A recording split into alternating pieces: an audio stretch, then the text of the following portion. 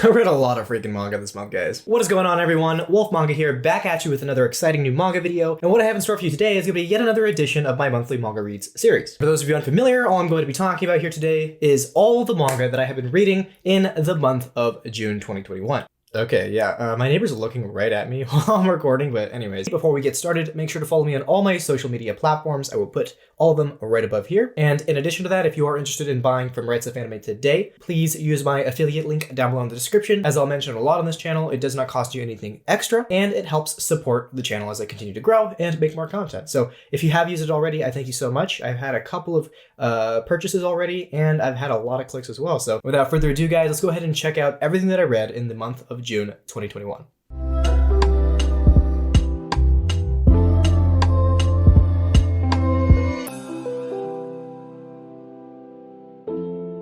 So like I said, guys, I read a lot of freaking manga, okay? Before you flame my manga taste, I'm just gonna say, I actually really like the Attack on Titan manga. I don't know, I really like the story. I felt that it kept me on my toes the whole time, but anyway, I don't know, maybe that's just me. Attack on freaking Titan, Shingeki no Kyojin, volumes 10 all the way up to freaking 20. Now, I've actually read past 20, volume 20, but, you know, I'll save that for the July reads video, but let's go ahead and show you. I don't even know where to begin. I'm not even going to show you all of it right now, but you get the point. I'll just show you the cover of the first volume that I read.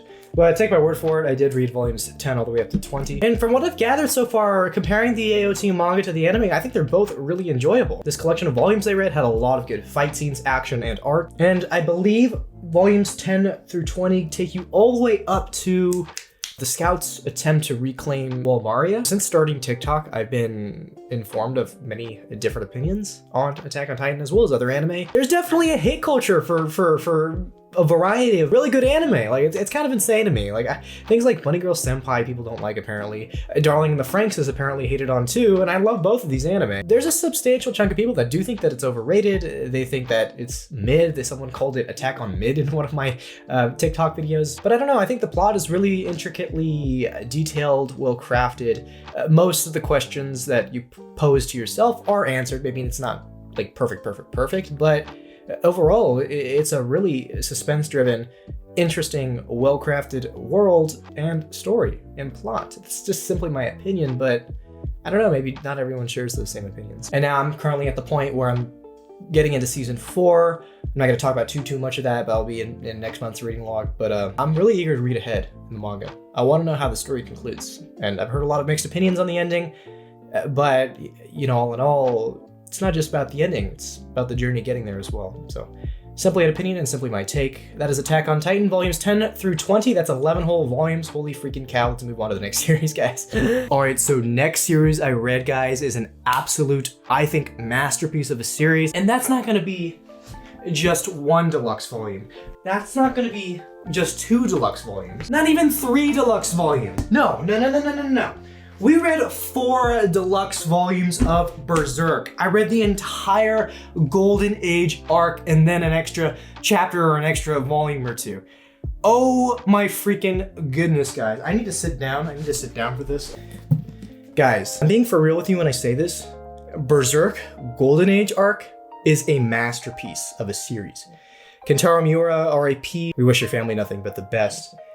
But you, sir, as I mentioned in my previous collection video, you are a masterclass mangaka. I cannot recommend this series enough. This is my all-time favorite dark fantasy series. I'm not gonna go too detailed into this right now because I do want to make a whole video covering the Golden Age arc of the manga because I can't even begin to describe this with words, guys. So each Berserk Deluxe covers 3 total single volumes, and because I read 4 total I read all the way up from volume 4 all the way to volume 15.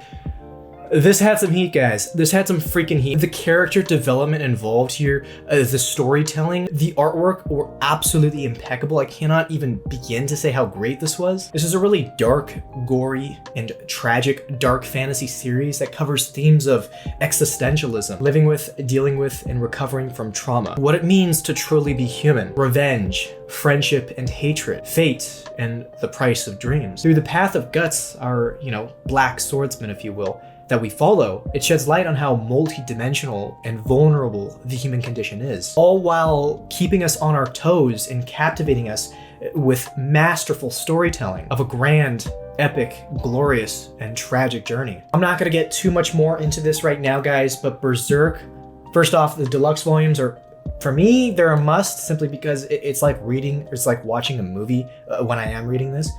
But even so, the story itself and the artwork itself, it's a masterpiece. Can't say enough great things about this series, guys.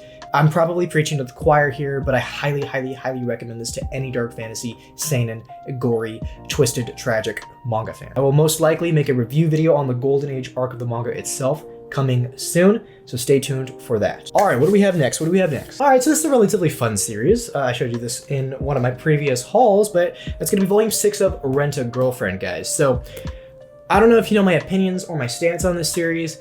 I think that personally, it's okay. Like it's enjoyable for the most part. The MC Kazuya, I cannot stand him as a character. I don't know. He really pisses me off a lot. It's just like you want to like be in his position and correct the situation, but you can't, and it's kind of frustrating. Maybe, I don't know, maybe that's the charm of the series, maybe that's the point of it. But anyways, we met Sumi, guys. Sumi, oh my freaking goodness, Sumi. I love this Rent a Girlfriend so much, guys. She gives me Miku vibes from the quintessential quintuplets, which, by the way, I actually just recently finished the series, but I'll talk about that in the July reads, actually. Personally, regarding TQQ, I actually really liked the ending, and then I started looking up online reviews on YouTube, and apparently a really substantial chunk of the community hated the ending. I know why they hated it, but I could not disagree with that opinion or stance more, and I think I might make a video on that for a later time. But a lot of people thought that the ending sucked on that, and I don't know, I thought it was a very charming, sweet, and befitting ending, albeit it was imperfect. But anyways, guys, I'm getting a little bit off topic. Rent a Girlfriend is what I'm supposed to be talking about right now, and in this volume we meet Sumi, who is our latest and new, and how should I say this, very, very shy, quirky-ish Rent a Girlfriend, but I think one of her charms is that she's really shy, socially awkward, waifu type of characters like that. I would consider her a waifu for the most part. Let me know your guys' thoughts. Who's your favorite Rent a Girlfriend? Kazuya, you seriously freaking suck. You are one of my least favorite main characters of all time. This series, however, it's decent. It's a rom-com. Harem, I'd recommend it to most people. It's a decent series. Quintessential quintuplets level? No, but it delivers at certain points a little. But yeah, that's Rent a Girlfriend volume 6, and let's move on to the next series, guys. Oh my freaking goodness, this is actually a really funny series. I love this one. I've talked about it twice now on this channel, but that's going to be the first volume of How Heavy Are the Dumbbells You Lift, guys. This is a girl that's in high school. She kind of wants to lose some weight because she's starting to notice she's put maybe a few pounds on, if you will, because, you know, she really likes food and there's nothing wrong with that. And so she wants to go on a journey to lose some weight and be a little more fit. And so she ends up trying to join a gym, and she goes to this one with her friend Akemi. She's almost like the kind of ideal, smart and fit type of girl. So she tries to convince Hibiki to join this very stereotypical type of gym. And of course, Hibiki at first is a little turned off by all the kind of gross buff dudes around. She's feeling a little self-conscious until, lo and behold, her personal trainer arrives named Machio.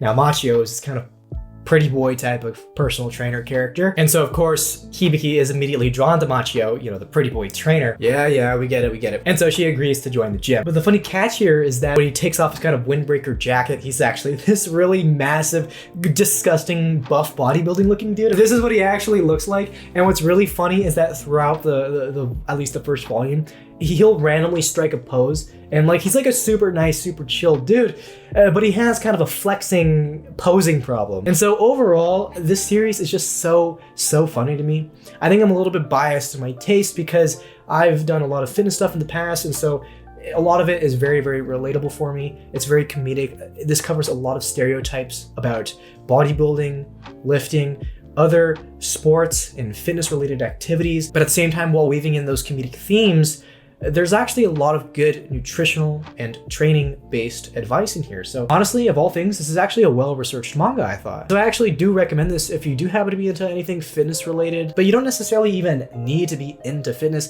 to get something out of a manga like this. It's just funny and enjoyable. So How heavy are the dumbbells you lift, guys? I really like this series. I definitely recommend it to anyone who enjoys comedy.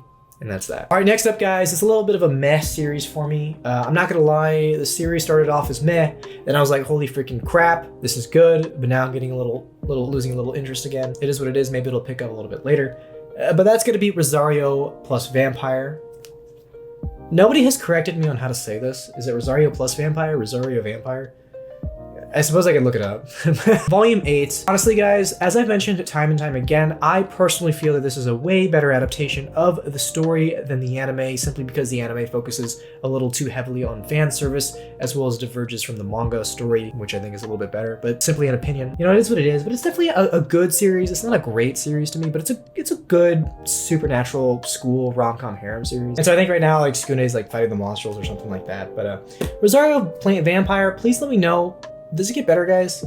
I think it's probably gonna get better from what I've heard before, but give me some confidence again. Maybe you guys can reignite that hype a little. I don't know. Let me know. Does it get better? Is it awesome? Is the ending relatively satisfying relative to the anime? You know, just let me know your thoughts on ROSARIO+VAMPIRE down below in the comment section. So that is that, guys. Let's move on to the next series. All right, so this next one is actually going to be a one-shot of all things, a romance sci-fi one-shot, and that's going to be Voices of a Distant Star. And so basically this is kind of a sad sci-fi romance story about these two high school individuals, male, female, and one of them, the female in particular, is actually the super talented pilot of sorts, and what she pilots in the future is this kind of mecha type of craft. Essentially, she has to go out into space and fight this threatening alien species in order to help save humanity in the long run. And so obviously this plays a critical role because they end up having to get separated for a very long time. And the good part about this is that,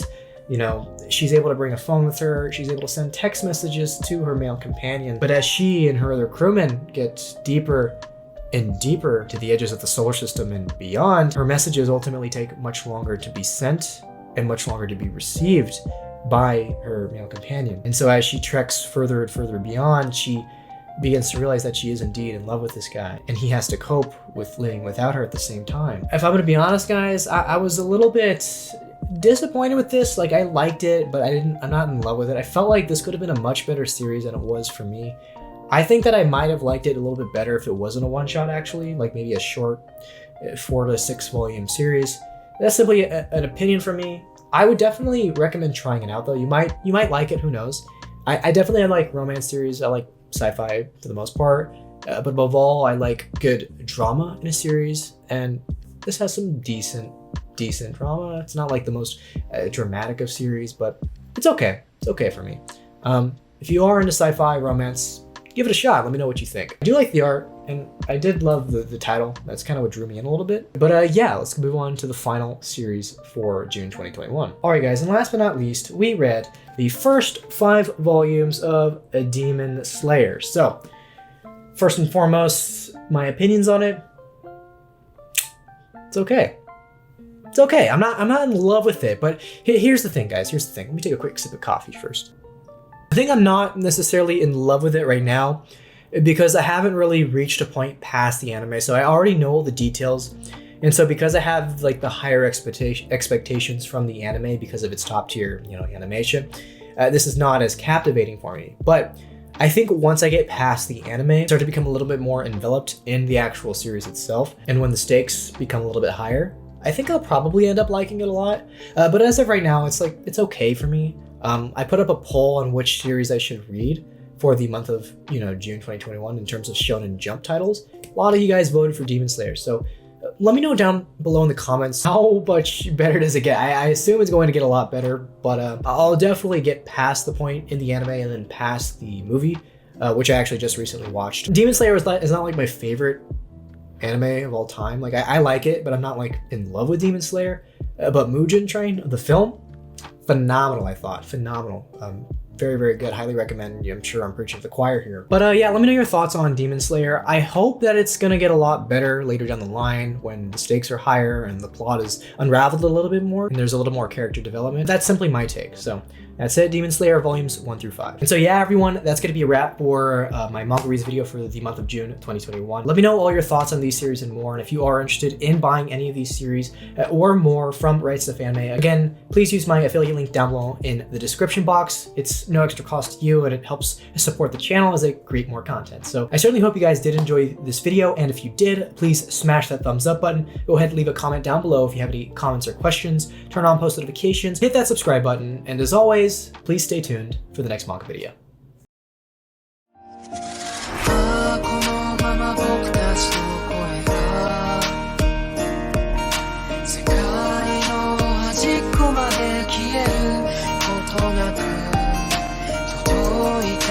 Stop.